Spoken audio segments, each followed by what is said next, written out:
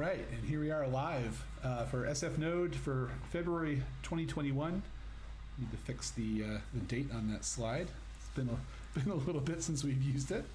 But thank you everyone for joining us this month. For folks that are watching us on the stream, definitely please join us in Rambly/SFNode. Get a little bit of the live experience in play. Yeah, we're super excited this month to have Jason Kuhrt coming from Prisma to talk about Nexus, which is a way to help create your GraphQL schemas, if I understand correctly. Cool. As we get started every time, contact information.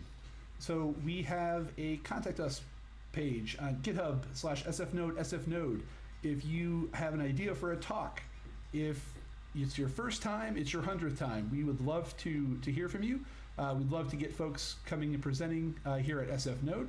You can always reach us on Twitter at SFNode and teamsfnode@gmail.com. As well as then all of our recorded previous talks are at youtube.com/SFNode. We also do have an SFNode swag shop that I'll get on the link, and we'll get that link up on the screen before we end and wrap up for tonight. But a great way to keep living that dream with SFNode logos on mugs and stickers and all sorts of stuff that we used to have when we were in person. So we'll get that link up in a little bit. Code of conduct. While most of us are not in person, folks that are in the Rambly group do have the ability to kind of chat with other folks. So we do ask that you respect our code of conduct. For the most part, it's be nice to each other. It's kind of hard times for everybody, and we're all kind of under lots of stress as pandemic is kind of wrapping up its first full year. So please be nice to each other. If there are any issues that you run into, please contact the organizers here at SFNode, and we will help address that. Rambly. Rambly has been our kind of home away from home for a little bit. If you are missing some of the in-person love that we used to have, Rambly is our close second for what we have. So we highly recommend, if you're watching this stream and interested in kind of chatting with other viewers from around the world even, hop into the Rambly/SFNode. There is a live stream of the video piped into Rambly as well, so you're not going to miss a thing, while also being able to chat with other participants of the meetup. Okay, apologies again, everybody. Kind of false starts, a little bit of technical difficulties getting audio all set up, but I believe we are all set. Cool. Cool. So once again, take it away, Jason. All right. Thanks for having me. So I'll be giving an introduction to Nexus today, a couple slides about what that is, and then we'll jump into live coding. So there's also a link at the bottom of the slides here you can get later that goes to a Git repo with all the code that we'll be showing, so you can play around later if you'd like. First, a little bit about myself. So yeah, my name is Jason, and so I'm a software engineer at Prisma for about 1.5 years now. I'm on the developer productivity team, and prior to this, I've done a lot of things over the last 10 or so years. Studying design, moved into front end, did back end, DevOps things, a lot of startups, working kind of with multiple hats on, a bit of product influence, and sometimes leading teams. So more of a generalist, touched a lot of parts of the stack by now.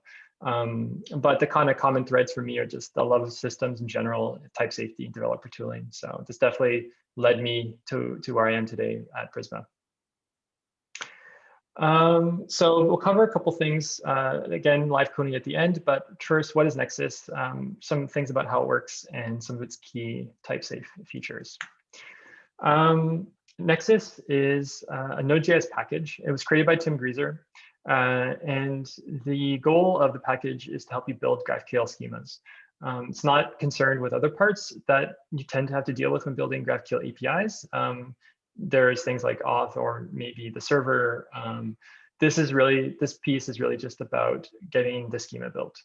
So it's a thin API layer over the lower level primitive GraphQL package in the Node ecosystem, which is a It has things like base classes, and a lot of the tooling in the ecosystem, in the Node ecosystem, is based around this package at the core.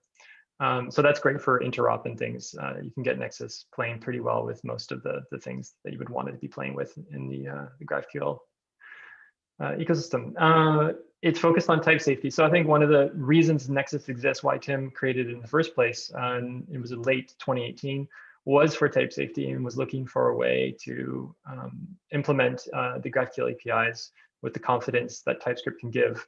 But there were some aspects that he had to figure out that TypeScript kind of didn't give enough, really around the resolvers. So resolvers, there's like a graph relationship in the implementation, how things relate to each other. And it's not super simple to get that to work with just vanilla TypeScript, especially back in 2018. So he sort of worked out how to make this magic happen with some generation behind the scenes. And so we'll look at that in a sec. And also the other big difference is that from sort of what was going on in the ecosystem was that Nexus is code first. And so that was some of Tim's experience in Ruby and Python, where they already had established like libraries that most people in the ecosystems there were using to build GraphQL APIs. So like GraphQL Ruby is what, for instance, GitHub uses for their implementation of their public GraphQL API. So Tim was sort of looking to build that out in the Node space. Where, like, why wasn't that there in the Node space? It's just because there's another approach that sort of popularized early on using SDL. So what's that? Well, the sort of syntax for GraphQL itself to represent schemas, there's an approach where you work with this as sort of an interface and then tie resolvers in code to it.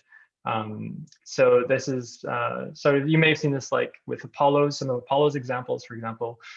But the code first approach that Nexus takes is all about doing this in your programming language. So you don't work, you can derive an SDL file from Nexus, you can have this thing as an artifact, but it's not the primary way. It's all about using the language, JavaScript or TypeScript.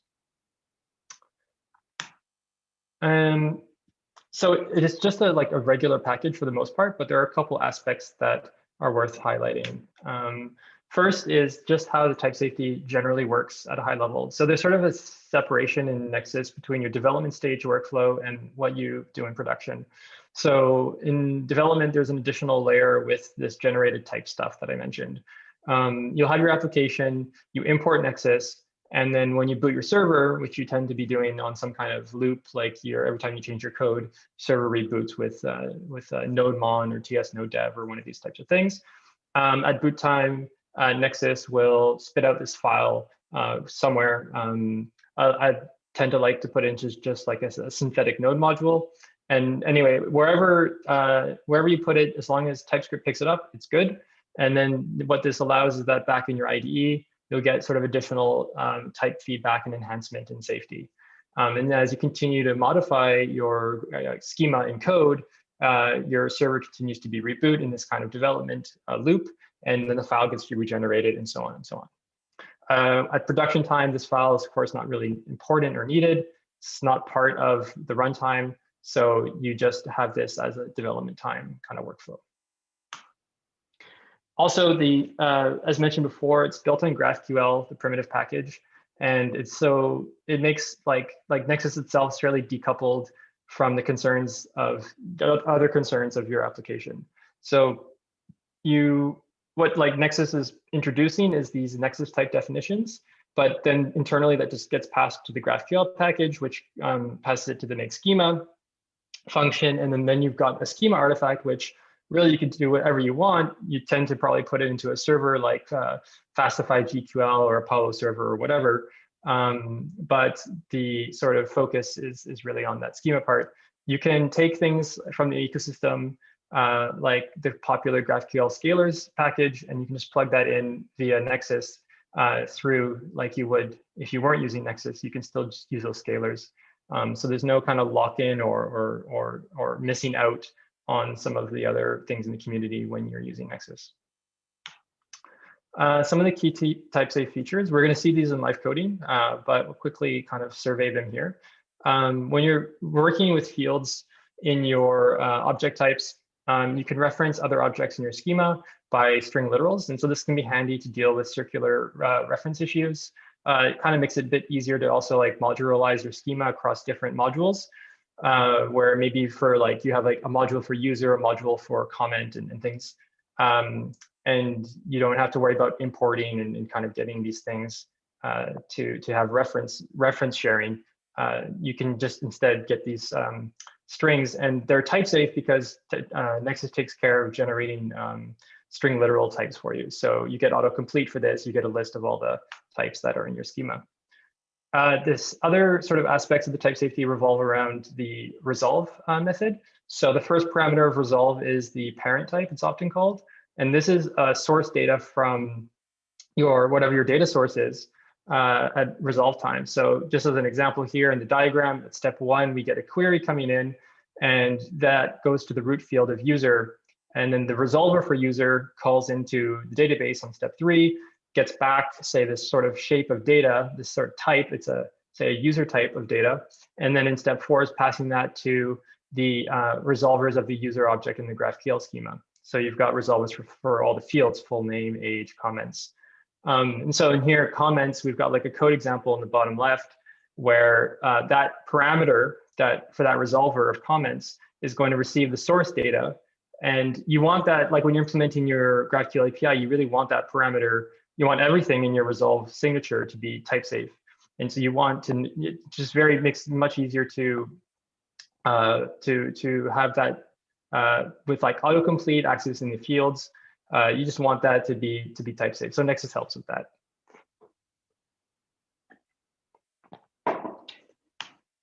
On the second parameter of resolve, the args, you define those with the field, and you have variations here. You can say that something's required, that it has a default value. You can also have like nested input types, and you have enums here. So whatever you're doing with the args, Nexus makes sure that the parameter for the resolve, the args parameter for the resolve method is going to accurately reflect in TypeScript what's actually going to be happening at runtime. And that can be pretty handy. Finally, on the resolve, you have the return, and that is again related to source types. So just like resolve receives sort of source data as its parent parameter, the first parameter, it's getting that from a resolver that was upstream. The exception being root resolvers, because our root resolvers for root fields, because there's nothing above those. But for all other resolvers, they're getting things from upstream. And they're, of course, in turn, they're passing things downstream. So that passing of data, the return has to be type safe. Nexus takes care of that. It's also worth noting, we'll see that in a second, but that the third parameter here, context, which we usually call CTX, is type safe as well. And that's just a sort of like a set of things that are shared across all the resolvers, like the current user making the request or something like that. It's scoped to the request lifecycle usually. Okay, so that was a bit of a fast intro there, but we will now get to live coding and start building out a tiny little API. Okay. So I have in front of me here a little Next.js app that is ready to go. And so it's just a very simple hello world. It's the next app you get when you just create from scratch using the create next app. And that's really not what we're going to be looking at today. What we'll be looking at is just the API route GraphQL. And then we'll be building out a couple of fields and objects and things that we can query and play with. But it's good to see this in the context of a next app, because you tend to probably want to build a client with your project. And there's just some config things that are nice to set up with Nexus. And next, there's a couple of things that you need to be careful for that we'll highlight as we go. So in this project structure here, the Pages API is where we have an endpoint for the GraphQL. And all we're really doing here is importing from another part of the code base. That's mostly because in Next, everything under Pages API are, there's like a convention where every module becomes an endpoint. If we want to break apart our server into multiple modules, it's not really going to work under here because they'll start to be treated as endpoints. So we just kind of create like a minimal module here, and then we actually do most of our implementation above here in the API folder. And Next.js does not care what we do in here. This folder is not special in any way. This is also a Prisma project. So we have a Prisma folder. And this is, if you've never heard of Prisma, basically it's an ORM-like solution. It's not actually an ORM, but it has it fits that category in the stack or in your project. And you are able from here to, there's a special syntax language called the Prisma schema language. And you define what are your models in your database. And then Prisma has a command line tool that you can then generate a client for this specific database. And so you get an API that basically, it's as if you have like an ORM that was designed just for your schema. So in our schema, we're going to be working with a couple models here. We'll have a user, there will be a workspace, and there will be a project. So it's a little bit like Notion or GitHub or something, where you have repos and orgs and users. It's just something very simple like that. There's also relationships with membership concept. So a user can be have memberships to multiple workspaces, memberships to multiple projects. And what memberships give is it specifies what the role of that user is in the workspace or the role of the user in that project. Workspaces have many projects, and of course, as I just said, the memberships of users. And then projects have one workspace that they belong to a workspace, and they can also have members, just like users in GitHub can be kind of collaborating on a specific project, but not be members of the org, or they can be a member of an org and have access to all the projects. There's a convention here that we're using in Prisma, this project kind, which is an enum of 1. So it's kind of like simulating a string literal. And then we just put that as a kind field on the resource project. And we do that for workspace, like all the models here have this convention. So we're just doing that to make our life easier when we implement abstract types in our API, because this allows us to sort of essentially have a way to ask data, like, what are you? This is kind of boilerplate. So the thing is with Prisma, you get objects, you don't get like instances of classes or something. So you need to check, what kind of model data is at runtime. It's handy to have this field because you can just check, as long as it's consistent across your models, you can just check for if this is like a workspace or if it's a user or whatever. And that, again, that will be useful for our GraphQL implementation. Okay, so with that out of the way, how this is working, by the way, we have a Postgres database running, and we're just using Docker to run that. And we've migrated this Prisma schema using the command line tool. So we have like a script. Prisma migrate dev, and that just sets up the database into a state with the tables that we have defined in our Prisma schema.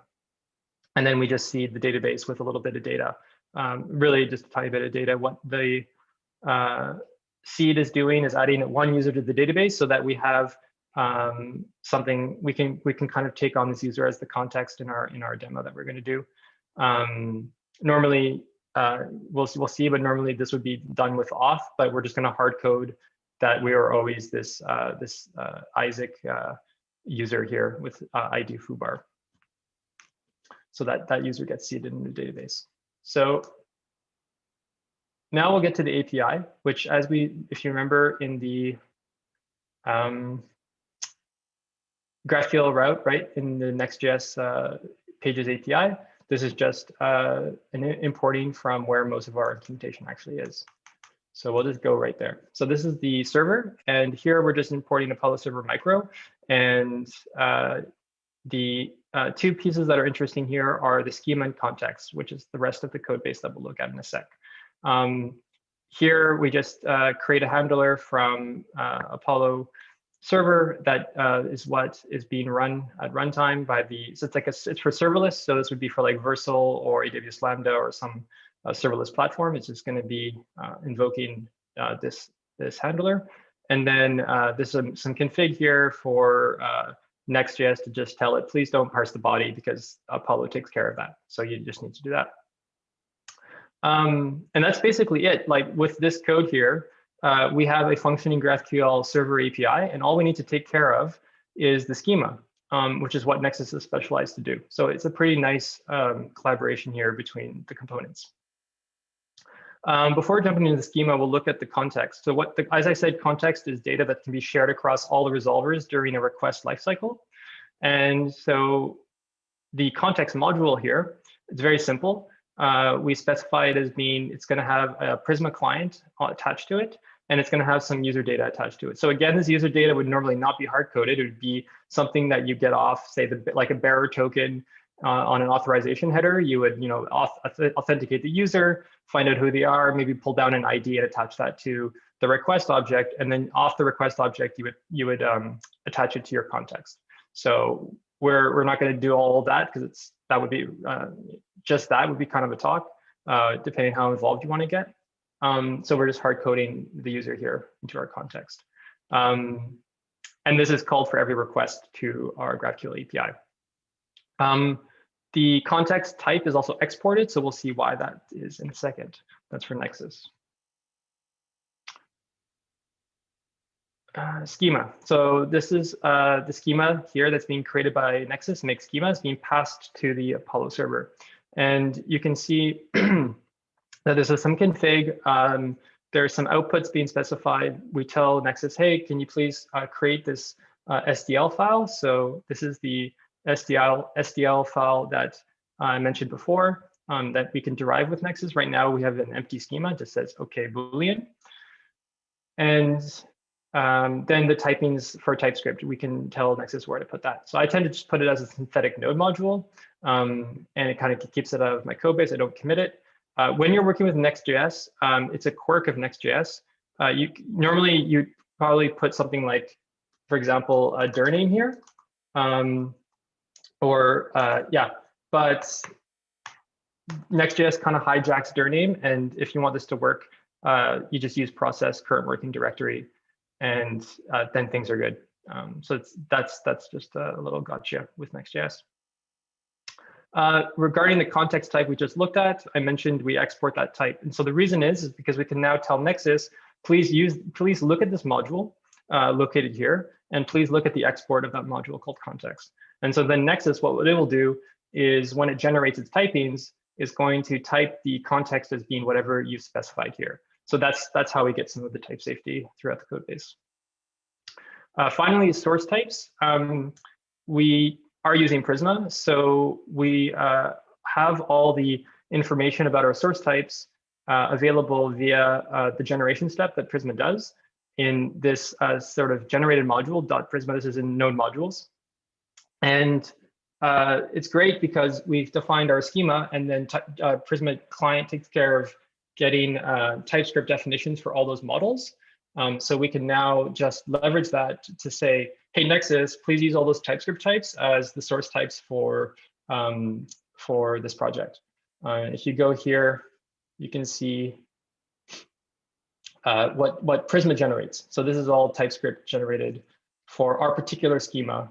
And it has things about the arguments too. There's a lot more information here because it's not just the models, but it's also the operations we can run against those models.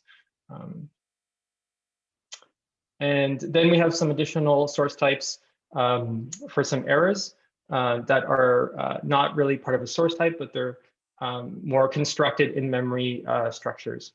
So we'll see if we get to that in our live coding session or not, but you can see here that it's just these very simple objects. These are types, but we'll be creating these kind of objects in our resolvers, so we need to specify them in the source type structure as source types as well.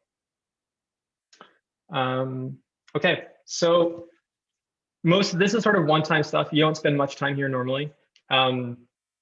You generally are spending your time creating these type definitions. So right now we have an empty array, but we're going to fill that out.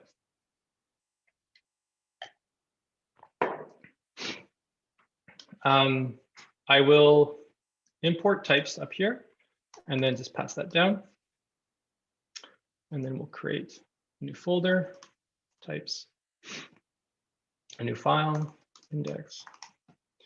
And so how I like to do this, this is up to you for your particular needs in Codebase.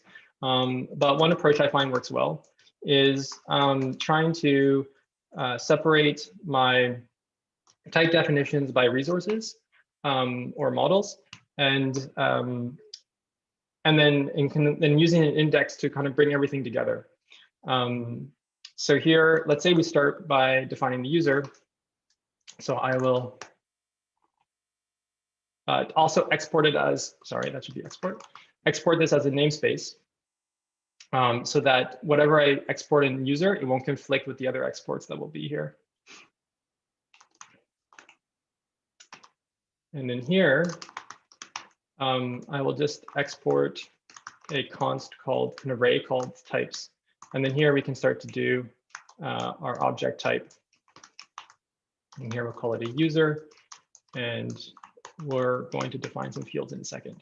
But basically what's going on now is we're going to be adding many objects to this array. And rather than going, like we could do object type, name, foobar, and then we could export this as const foobar. But like all that boilerplate of redefining the name as a variable just so it can be exported and then imported later into the make schema, it just ends up feeling a bit too much boilerplate. So what I like to do is just export an array, and then we don't need to worry about variable names anymore, because the API with make schema, when you pass types here, it's very flexible as to what you will pass. That's why it's an any type. It's very loose. At runtime, it will give you an error if you do the wrong thing, but statically it's very loose, so that allows you can pass an array here of nested arrays. You can pass an object of arrays or arrays of nested objects, and it just traverses it. So you can kind of structure how you're passing the types here very, very flexibly. So what I've done to take advantage of that is we just export arrays of type definitions, and that works well for us. Cool. So one thing here is, all right, we'll start defining our user. So I will create a field for ID. We'll get sort of a couple of the scalars done here. And we'll have the resolve. Sorry, that's going to be, so this is the result. So we get the parent data here, and this will be user source. So here you can see we're getting autocomplete. This has been typed by Nexus TypeGen to whatever the Prisma type in the TypeScript file that we pointed to in the source types is. So the way Nexus is matching this by default, this is configurable in the source types config, but sort of the happy path, the sort of default that works for a lot of cases, is that the source types, if the source type's name matches user, so in this case, right, the source type is, there's a type from Prisma called user, and I've named this GraphQL object type user. And so Nexus will by default infer that that source type called user should map to the GraphQL object user. And that's usually right, but of course that's configurable if it's not for your case. And so we get all the autocomplete here, and I'll just say, okay, please return ID. And there's still a problem here. The problem is, right, I have to give it a type. So here we'll say the type is ID. Now for scalars, there's a shorthand in Nexus. So I can do string, sorry, I can do ID and then just pass ID here. And because scalars, there's already a default resolver for scalars, which is that if you don't pass a resolver, the default behavior is to just look for a field called ID on the source type that's been given and return the value for that field. So you can this is the exact same as this whole block of code here. You can just do the scalar method shorthand, give it a field name, and because that's a scalar, and Nexus knows that the source type has an ID field, you don't need a resolver because it will just pull it off the source type. Okay, so we're getting a little bit, I want to kind of speed up a little bit here. So I will pull in some pre-written code and then just talk about that. So I'm going to pull in this user here. And there's a reference to a project there. So we'll just get another thing going here for project so that we can make that link between the two. And so here again, const export the user and sorry, types. And then here I'll make an object type and we'll call this name.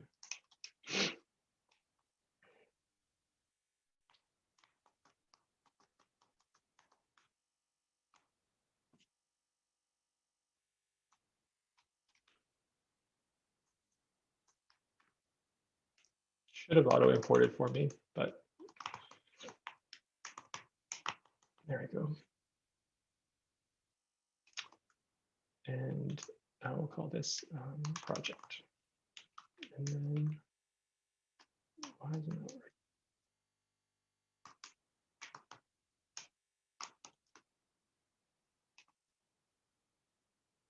working? Sorry. That's why. There we go. And then the definition, and we'll define this in a second. Let's just go back to user. Close this.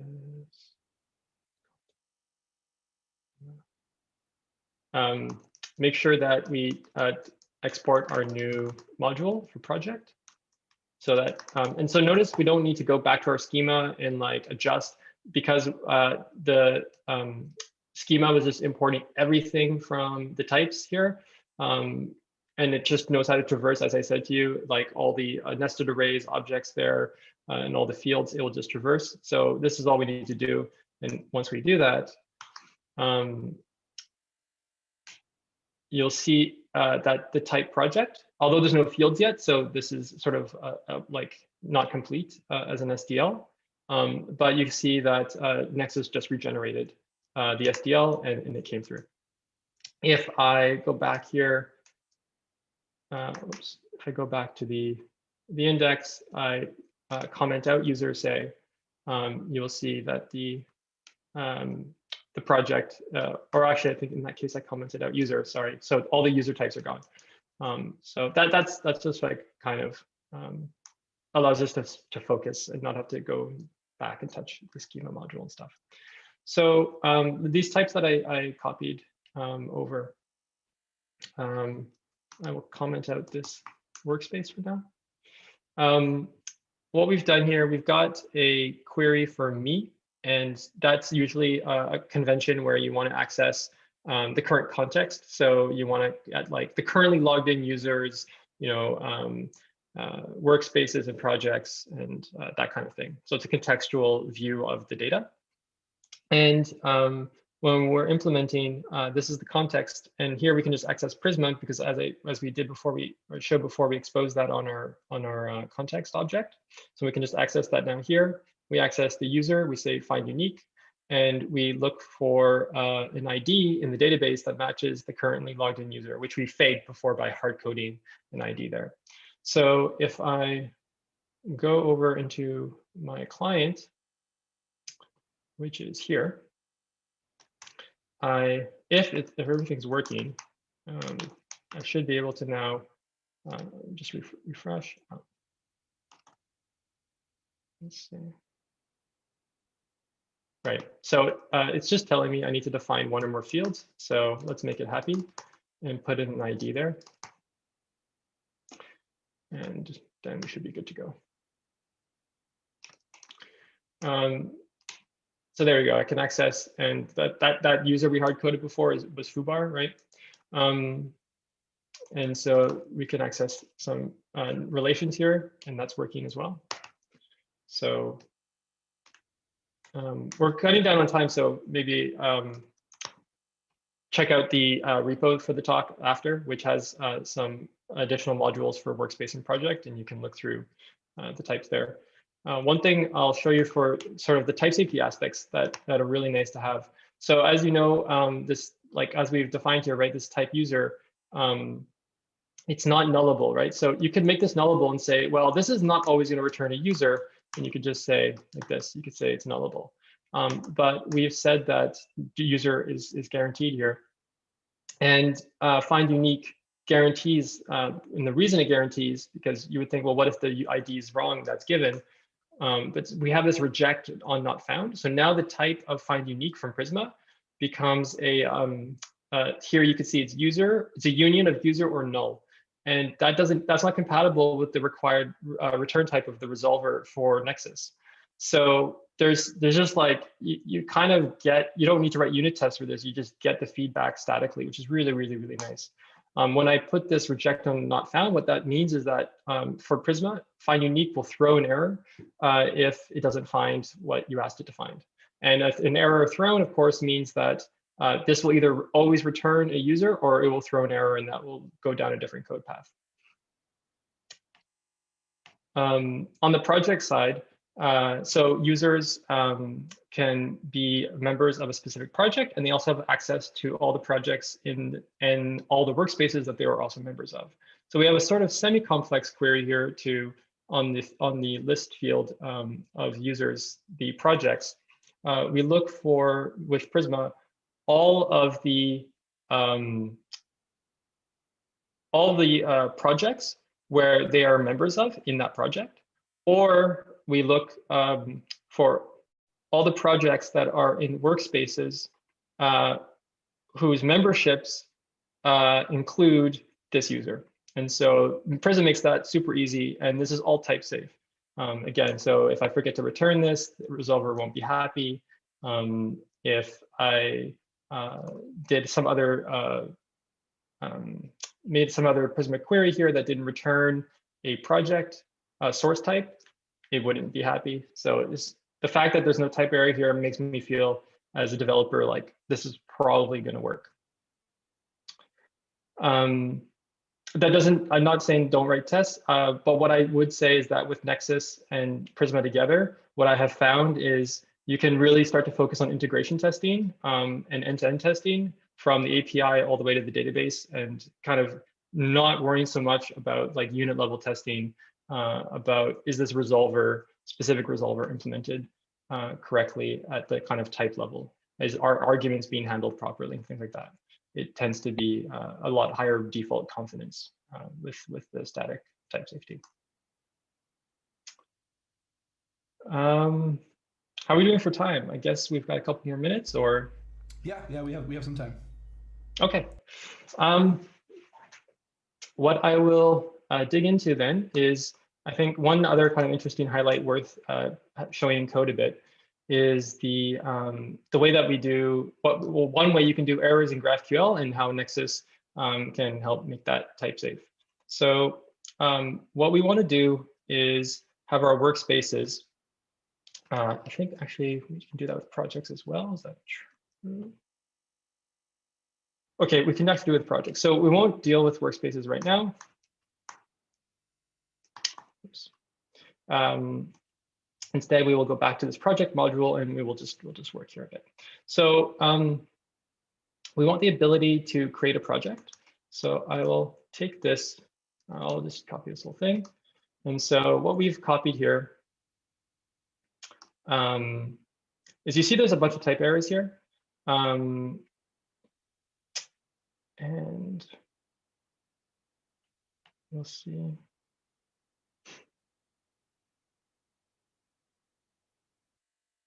Create project. Yes. Type client errors.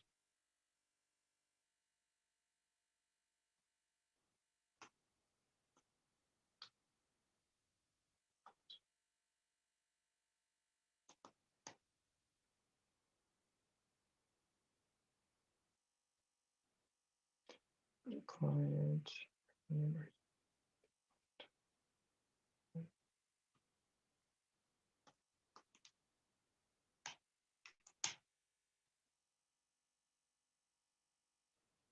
Right. So what's happening here is there's a type. There's something that's being referenced that doesn't exist in the schema because it's in another module called shared.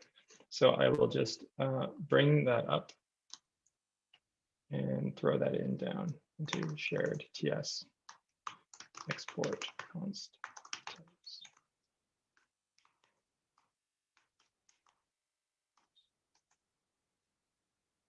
All right.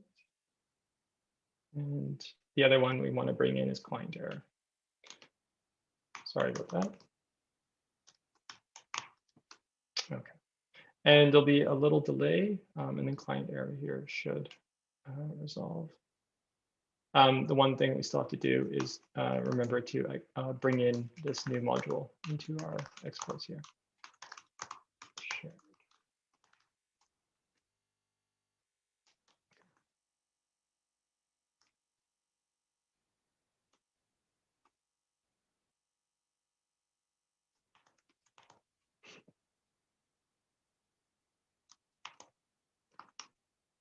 And there's still one more.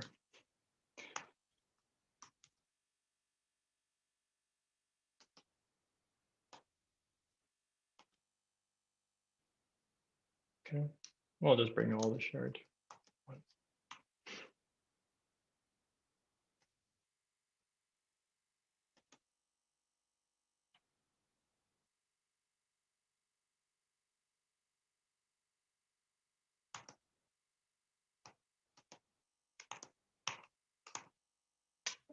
All right. So we have some, we brought in some shared types, and it's not specific to a resource. So we keep in this shared, and these object types will be referenced in different parts of our schema. And what they provide are a way to model client errors. So the kinds of errors you would have in a 4xx status code range of HTTP. We can model those in the schema, which can be really nice because clients then get structured errors. They know for a given mutation or query, yes, it might succeed, and then you get this result. But if it doesn't succeed, here are the possible errors that you'll get back. So anyone that's maybe like functional programming and dealt with like either types in like Rust or Haskell or something, it's a bit like that, where you, instead of just throwing things up in the air and like raising errors, you actually treat errors basically as data. And so we're taking that principle and applying it to the GraphQL schema implementation. And so here we have some errors. There's a generic client error, which is an interface type. But then we have some object types for concrete errors, like client error, the name is already taken, or the name is invalid, or not authorized. We probably wouldn't want this actually not authorized. We'd probably prefer to just kind of treat things as not found and not, you know, like you go to a GitHub repo that's private, it doesn't tell you that it's private, it just tells you it doesn't exist. But anyway, so going back to project, we want to have a create project mutation. And the type of this, so mutation field, what this is doing is it's adding a field to the mutation, the root, it's adding a root field to the mutation object. And so this is, this becomes something that we can run mutation here, and just refresh. Now we have create project, right? So this is sort of like it's like, you can think of it as an endpoint a little bit if you've never done that, GraphQL. But you'll notice in the return type, all I can select here is like I'm not able to type anything here other than type name. And the reason is because it's the type of, if we look at what create result project is it's a union type, and it can be a project, or it can be a create project client errors result. And that is an object type with an errors field. And the errors field has a union of the different kinds of errors that could happen. And it's a list because there might be like multiple things wrong that you don't want the client to retry, figure it out. Like you can just tell it all at once, hey, you got these 4 things wrong, or you got these 2 things wrong. And so on the GraphQL here, as a client, I can select on if this is successful and I get a project, then I can select the fields from the project. But at the same time, in the case of an error, then I'll select errors. And then I still need to specify which kind of error I want to select on. So here I've got all, as a client, I know all the possible errors that I can get. But remember that there was a client error. If we go back to our shared, all types of errors, all of our object type errors, they all are implementing T implements client errors. So there's a shared interface across all our client errors. So what that allows us to do is, as a client, if I don't particularly care about what kind of error I get, I just want to generally know, okay, I got an error, then I can just select the generic client error, which is it's like a default in the switch statement. And here I've got my message and my path. Now, it might turn out later on that for a particular error, there's some additional metadata that's really nice to know, but it's only for that type of error. So then, if that were the case, in this case, it's not. We don't have any errors with special fields. But if that were the case, then as a client, I could come back and select, when that type of error happens, give me these additional fields. And in doing all of this, I kind of threw this at you quickly, but basically, this introduces this one of the really powerful aspects of Nexus, which is that it helps you implement abstract types. So when I am missing the is type of here, basically means that there's a static error because client error name already taken. This particular object shows up in a union type somewhere else in the schema. And so because of that, it means that at runtime, there will be a possible query from the client that requires types. It requires GraphQL to know what type is being sent back to the client. Because if you look here, there's this type name field. So this is part of the GraphQL spec. Every single type name is available to every single object in the schema. So you need to be able to, when there's a union type, you need to be able to implement the data coming through here. Is this data coming through the type of this client object? And so what Nexus is allowing us to do is it actually shows us this object, because of the way we've used it in different unions in the schema, at runtime, the source type could be any of these things. And that's super interesting to know. And then it helps us implement, we have to return, so in this case, we have to return a Boolean for is type of. And we can here check that, okay, if type name is in model, and if type name equals, and so remember, this is a source type, right? This is a source type. And if we go back to our type sources here, we have type name in all of our errors. And so here we say, well, if type name isn't, we need this check of type name in model because of it's a TypeScript limitation. Because model here can be, let's see, actually. In this case, we don't need it, so that's great. So we can simplify that. And anyway, if model type name, and then here we'll get the autocomplete of all the possible errors. So we only want this to be true when the error at runtime is name already taken.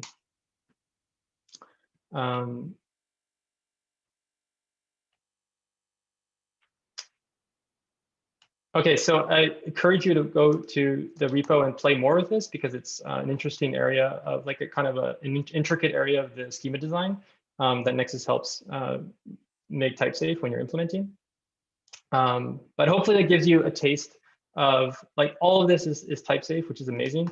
And you get some sort of powerful patterns. If you're interested in this idea of modeling client errors in the schema, there's an author, Marc-Andre, he works on the GitHub API, GraphQL API, and he's written about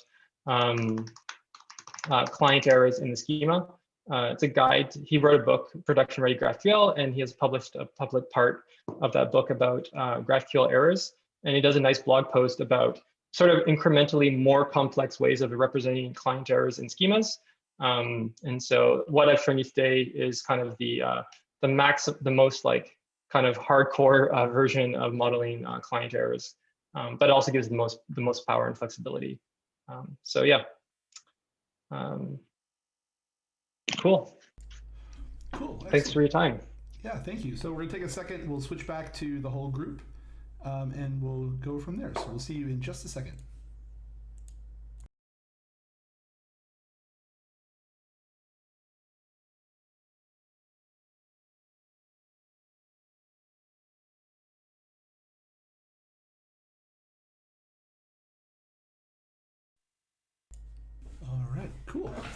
Well, thank you so much, Jason. That was really, really excellent. I think there's a lot of fun stuff that's going on in the world of GraphQL, and really kind of seeing some of the maturation of how TypeScript and GraphQL can come together with other powerful tools like Prism and Nexus, and really help automate things. So, yeah, it was fantastic. Yeah, it's a lot of fun. Cool. Well, as we promised earlier, so we will have the link to the slides, the GitHub repo in the YouTube description once this live video gets posted, so everyone will be able to go there to see it. We'll also throw it in the meetup.com page for folks that are still going there. We also, as promised, do have showing up on the screen now a picture of the SFNode store. We'll also get our SFNode store hosted on Redbubble for folks that are looking to get any swag with SFNode logos on them, stickers, water bottles, pins, phone cases, all sorts of great stuff. So if you're interested in getting some merch, please go ahead and hop on there. Be much appreciated. But yeah, so that is the end. I had a couple questions for Jason, if we can get in. Yeah. So Jason, having well-defined schemas and being able to interop this way, I imagine is very beneficial for some team collaboration. How are teams leveraging something like this across different domains? And when you're interacting, so what are the benefits, and are there any gotchas that you found? Yeah, absolutely. With Nexus. Yeah, I think the Nexus workflow and getting sort of comfortable, I'm used to it, and you noticed maybe a couple times where I would have type errors and I would need to go back and just refresh GraphQL to cause a kind of generation of the typing file. There are other, you can use TS-Node Dev to kind of automate that if you don't want to, if you just want it to be rerunning the schema every time you change your code. So there's just these little learning curves that just you kind of need to learn once up front. I think that's specific to Nexus. I think GraphQL itself is, of course, also a learning curve, and there's TypeScript is a learning curve. So a lot of the way we just built with JS REST APIs maybe 6 years, and there's nothing wrong with REST APIs today either necessarily at all. But to sort of jump on a lot of these newer ways of doing things, there's a learning curve attached to all of this, and I think it's hard to learn it all at once as well. So there's a gotcha, I think, where it's ideally you can pick one at a time, so that when you're sort of hitting errors, you're hitting things you don't understand, you can at least identify, well, I know, I'm using 5 tools and one is new to me, and I can I don't know what this error is, and so it's probably coming from that new tool. And if you're going to learn GraphQL, TypeScript, and Nexus all at once, nothing wrong with that. It's just be prepared potentially for some misdirection, right? Where you're not going to really understand where the problem, and you might have a type error and think you disagree with the type error, and you think it's wrong, and you're not sure what the heck you've done that's wrong. So there's definitely also complex. So Nexus has very complex TypeScript types, and there's a downside to that because error messages become incomprehensible. And so that's a problem with all complex type systems, is how to make readable error messages. You get that in Rust and Haskell or whatever. And there's a trade-off with, especially at first when you're not familiar with why certain type errors might be happening. If you try to open it up, you get 50 lines of complex object comparisons saying these don't match, and it's not super user-friendly at first. But I think these things are worth the effort, because encoding that knowledge of the types, instead of it just being in your teammate's head or in the unit tests that are maybe not well maintained, it's a good trade-off, I find, for collaboration. And I'm personally, for my personal projects, you're collaborating with yourself next week, right? Or next month. So I find it's great, not just for collaboration with other people, but yeah, just myself too. Right on. Yeah, one of the big pain points in shifting over to GraphQL has been how domain specific some of the resolvers end up being, and trying to make a universal source of truth that every team's like I'm type safety, like the one graph nirvana kind of the one graph nirvana. Yes, totally. And everyone shall use the graph that I created, and everyone's gonna like that, and all the idiosyncrasies that I've encoded into that. The extra extra rigidity, for lack of a better word that I can come up with, of type safety in that, and shifting across different domains. It's potentially exacerbating a pain point that folks that have been sort of deep down the well of GraphQL have come up with. Data modeling is so hard. Like, and the errors is an example where it's taken years for the GraphQL community to kind of figure that out. And even then, it's certainly not a default to the point where you just see it in every API. But getting client errors encoded versus should those be like what errors basically should be at the HTTP level, because some still are, and which one should be encoded. And there are heuristics that are useful, but in the end, it can still just be data modeling is hard. It's super hard, and it's hard at the database level. It's hard at the API level. It's just never easy. Speaking of those difficulties, kind of leapfrogging off of Dan's question, I was, as you were speaking, I was also going and poking around the Prisma website and reading documentation there. I was very curious about the inspiration and the need for the Prisma schema model, like a custom.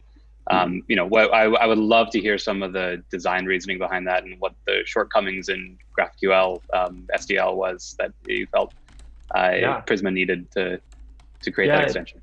The guy to talk to on that would be Matt Mueller, but he was around kind of during that transition.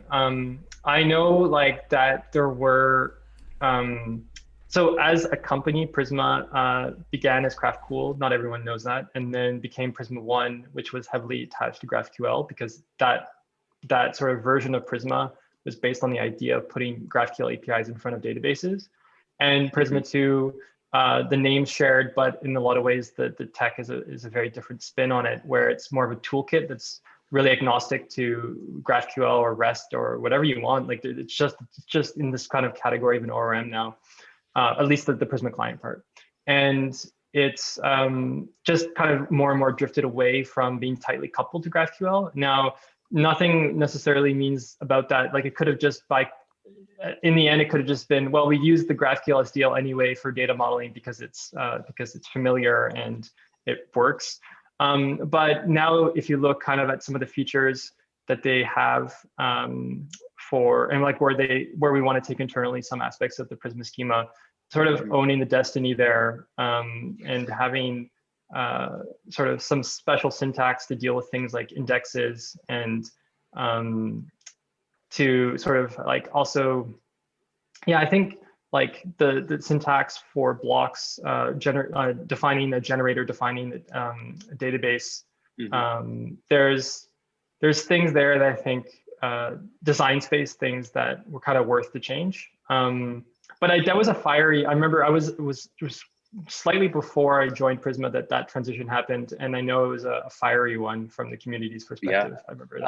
I'm sure, but the from the skim of the schema and data model, there's a lot packed in there that I know, while working with GraphQL schemas, I wish I had out of the box. So it seems like it's already paying off.